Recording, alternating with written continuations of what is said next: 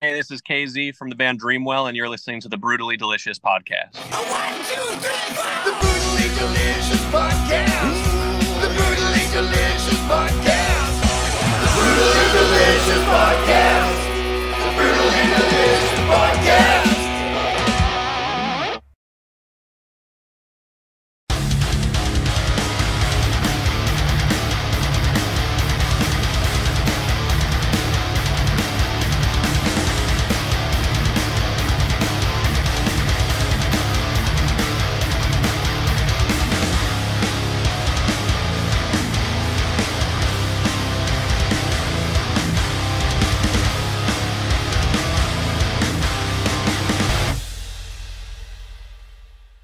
So let's just jump in, like Rena said, for those not familiar with Dreamwell, can you give us the two-sentence elevator pitch, boardroom pitch? Yeah, we are a really gay screamo band that also people who don't like screamo would hopefully like. Okay, I have to admit, I thought I was pretty freaking hip and cool, but I've never heard of screamo. Explain. Well, it's kind of evolved out of the like the emo style, like emotional hardcore, so like Right. which came about in like the 90s and 2000s. So it kind of evolved from that and had more heavier, more extreme elements, screaming, obviously. And so that style's kind of been around since the 90s. And there's been like a couple like waves of that. Like it's come in and out of style, but in the last 10, 15 years especially, there's kind of been a new wave of like screamo bands. So like when we were getting started, we were basically, when I was pitched to join the band, it was like, hey, do you want to join a band that's inspired by Touche Amore, Pianos Become the Teeth, and like Defeater. So that was kind of that wave of screamo that was going on at that time back in like 2016. And then like we're kind of part of a newer wave of those bands that are keeping the genre alive. Sweet. Yeah. You've not heard of that over there, Rena? What? You've not There heard of is. that over there? Maybe it's more of an American thing. I don't know. I'm sure there are people even in this third world country we call Finland. Hey, Zachary, how you doing? No, I'm no. Bruce. That's We why have the Barbie movie, Oppenheimer. We have it all, you know? Really? You have cinema Shit, there? just come here. But maybe it's my age, you know, like that I was already grown out of the emo phase, or like, you know, I was too old for emo when it came out, and like now it's screamo apparently has and this all just makes me think about Disenchantment, the like Matt Groening Netflix show, the cartoon that is kind of like you know, The Simpsons and Futurama, but it's like this magical kingdom, and they have these elves that are like their names end in O. They had a screamo there. And the elf just screamed a lot apparently. Nice. But hey, Zachary, I crazy. bet you're super happy to be joining the show now, like listening how perfect sense we're making so far. Welcome. Yeah. Hey, Zachary. Hi. Oh, so it's just for the rest of this. It's actually KZ. Zachary is my like professional name. It's Awesome. not what I go by. Perfect. KZ then. How are you? Easy. I'm doing well. How are you? I'm excellent. Thanks for joining us. I appreciate it. Aki was just giving us the two-sentence elevator pitch for Dreamwell. Okay, right on. I gave like one sentence. If you have another sentence. You have another sentence, that would be perfect. I missed the first one, so I don't know I how to said build we're a off really of it. gay screamo band. I don't know. You know, that's pretty much it, I think. That's actually really efficient, because usually when we ask for these, it turns into a very rambly thing that, you know, goes on for much, much more than two sentences. So like you actually delivered according to brief. So nice. That's what we try. That's what we strive for. We'll ramble Right. about other things. Brilliant. This is the show for that, for sure. Bruce, where would you want to take this? Let me start right from the beginning. A really gay screamo band. Do you find that you get any pushback in the scene from that, or no? Not yet. I don't think Uh, so. I I'm think I'm I interested to think see if I think the metal world is very accepting of everything, right? I think it depends on what scene of metal we're talking about, but like screamo and stuff adjacent to it's definitely, I think, more um it's more predominantly kind of attended by folks kind of on the margins. So like I think if we were gonna play like an old school hardcore set, we would probably get fucked over there. But the shows that we're playing now, we're doing okay. So are you selecting still those that you're playing for that reason, or is it that's just the way it's happened? It's not. I don't think it's why we started doing it, but it is definitely a motivating thing. To represent, the backgrounds that we come from and give other folks who are from that same sort of demographic, shows that they can feel like they can attend safely. Like they know the folks putting on the show are going to be on their team if anything happens. So Right. Interesting. Aki, I interrupted you. Sorry. I was just saying, I'm still waiting for us to get asked to play like a deathcore show or something and see how those people respond. I can't imagine that it would be. I mean, I've been in the metal world for a long time, and I can't imagine that it's still that sort of stuff still exists in the metal scene. Anyway, maybe I'm wrong, and I'm on the outside, but I thought the well, I metal scene mean, was very accepting, and that's the whole basis of it, right? It's supposed to the be. the the vocalists of two very well-known and established deathcore bands both came out as like transphobic and homophobic at the same time. So Oh, okay. Well, maybe I'm not as versed as I thought. Well, the vast majority, I think, are with it, but there's still a yeah, very vocal minority of people who are not accepting, unfortunately. Isn't that crazy? We're in 2023 and we still have that. Yes, it is. I'm speechless here, and like it's so weird. And yeah, and you but I you don't would know. I mean, somehow think even that they get confronted, or like that first of all, the music scene in itself is such like a blending pot of different kinds of people, and like that you come across people who will like dress weird, speak weird, sing weird, just do weird shit, and it's generally a good thing that you're not boring, you're not basic, you're like breaking some sort of boundaries. So it's super odd to me that within that parameter there are people building fences. Why? How? yeah, it is silly. It's very silly. I do feel like it's not a thing that gets confronted a lot, and honestly, it's not a thing that I feel like we would get confronted by very frequently because Right. these people do tend to be uh cowards, so they usually keep it to themselves in real life. You know what I mean? Yeah. But I don't know. It is a very foolish thing that it's still something we have to encounter. All right, so Yeah. let's talk about the record then. Sophomore record, In My Saddest Dreams. I Am Beside You is due out. Do I have that wrong? October 20th. No, you Yeah. got, yeah, October Okay. 20th. Right. Okay. I was looking at the date and Oh, I yeah. think I got it wrong. But now that it's complete, I'm assuming, how do you feel about it and are you satisfied with the outcome? Yeah, I'm pretty excited about it. My goal with the album was to make the most miserable album that I possibly could, and Oh, I did. So I got all of my stuff done anyway.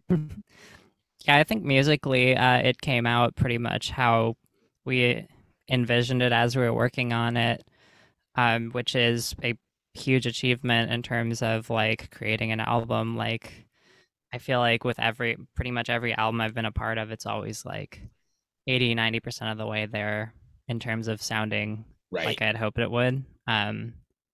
But we were really proud of ourselves for how this turned out musically, and I think musically it also supported the misery that KZ is describing. So let's go back to KZ. when you say misery, is it like a cathartic sort of experience, or what kind of misery are we talking about? Like what? No, I was just really miserable when I was writing it, and so I wanted everybody else to feel that way too. It's not I wouldn't call it cathartic. I would call it just like upsetting. I wanted to make an album that's upsetting. So at the end of the day, there's not a takeaway you want your fans to take away from this. This is just what Yeah, We no, just there's want you not to like be upset. You know? there's not I feel like because honestly because I feel like recently most like big name screamo just hasn't been doing that Mhm. lately, hasn't been like actually like miserable music, and that I feel like any of this sort of stuff was born of that in a way. And I feel like I'm more influenced by, you know, some like really extreme doom bands than I am like other screamo bands. So bands like Conate or The Body. Um, and I wanted to bring some of that into what we're doing. And sort of push screamo back into a a music form that kind of celebrates just not feeling very good, because I think ignoring those feelings and not making them part of what you do when it is what you're actually experiencing isn't actually like it's not helpful and it's not authentic. Okay. I mean, that's fair enough. Hey, Brian. I Yeah, made it. we have another addition here. Ryan has joined us as well. Sorry, I Want had to say to hi? go on break at work. Hi, I'm Ryan. Do I do like the whole Bruce. thing of saying I play guitar and shit? Nah, you're good. Okay. Especially the shit. Rena, what do you got? Well, now I'm just like happy we got a whole band here. Probably like, is there anybody still missing, or are you all here? No, we don't have everybody, but we have everybody that's going to be here. Okay. Okay, Right. okay. So who's missing still? Like, and what do they Um, do? Justin, our bass player, and Anthony, our drummer, are not present. And are they not like you just don't allow the public to ever see them? They're not No, No, Justin. it's just Justin is working. Anthony hates doing interviews, so Anthony doesn't want to have anything to do with it. no. They both have just like real person jobs and can't leave in the middle of the day and Right. do this. right. Yeah, I'm at Yeah, a but thrift that's store right now. stupid. So So I have a question for you then. The Obelisk of Hands, when it got picked up by Liquid Metal, how did that feel? That's pretty massive, right? yeah, that felt pretty crazy for me. The first real like show the first big show I ever went to was Lamb of God, Gojira, Machine Head, and Trivium.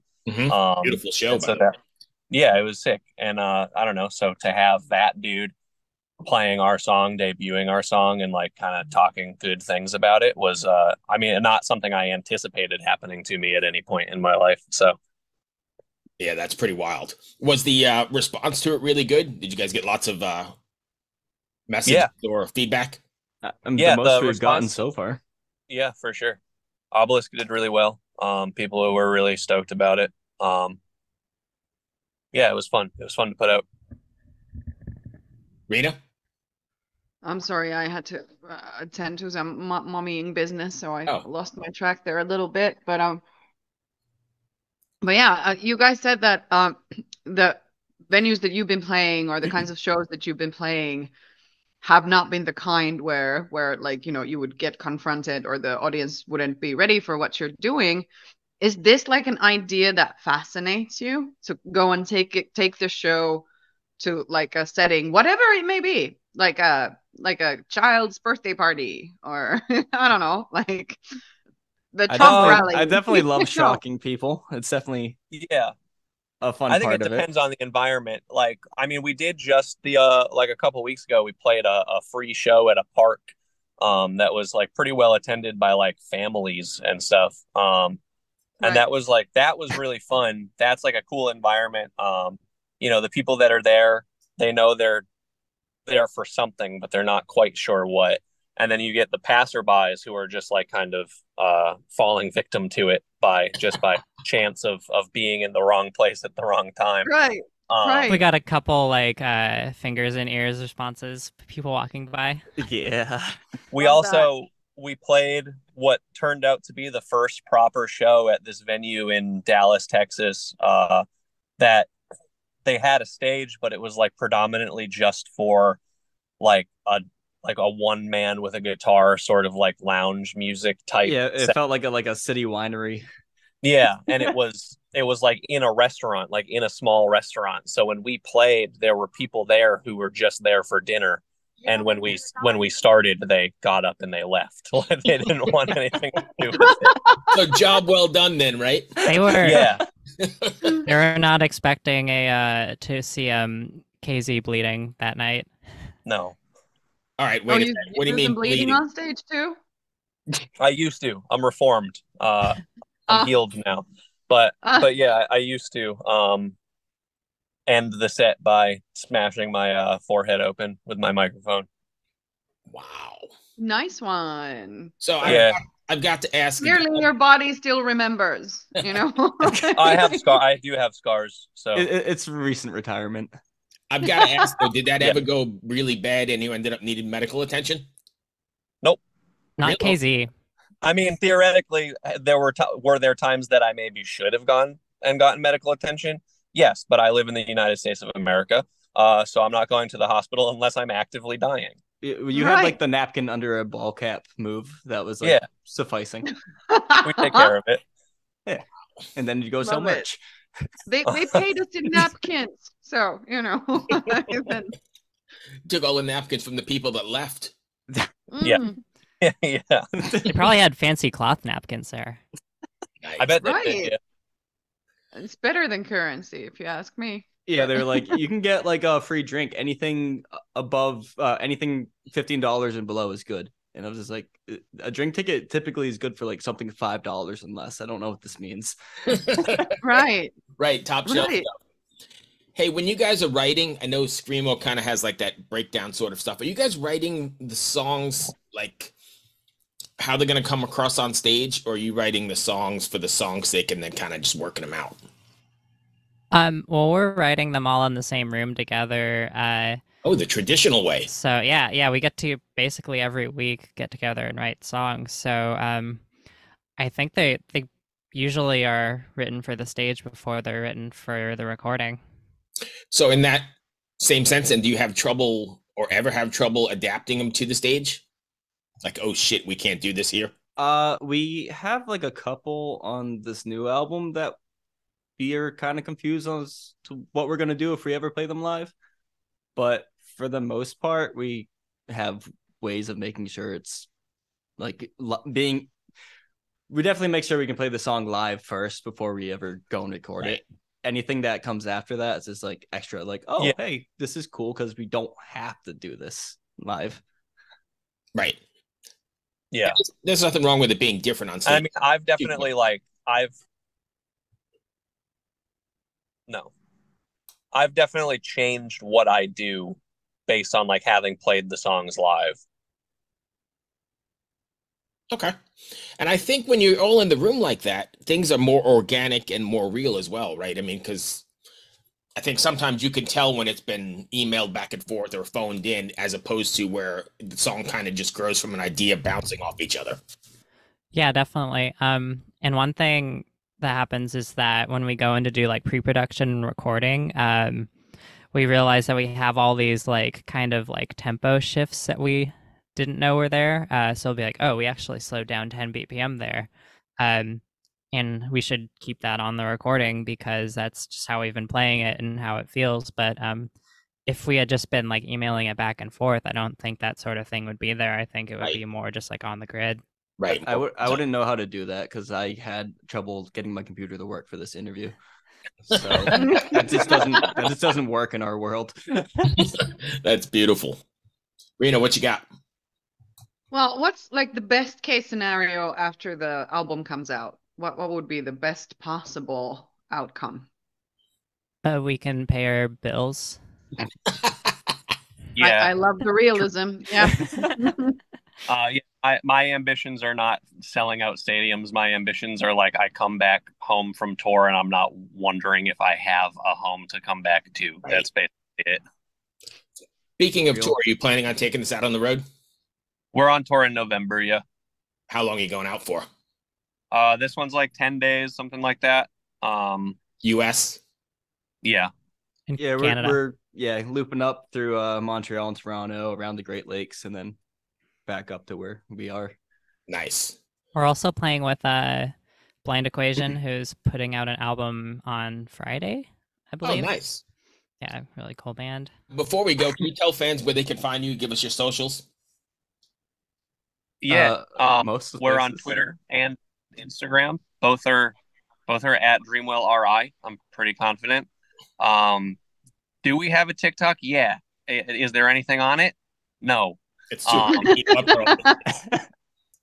I think that's more or less it. Bandcamp, Dreamwell, And records November 20th, and the tour is in November as well. October Record 20th. is Yeah. yeah.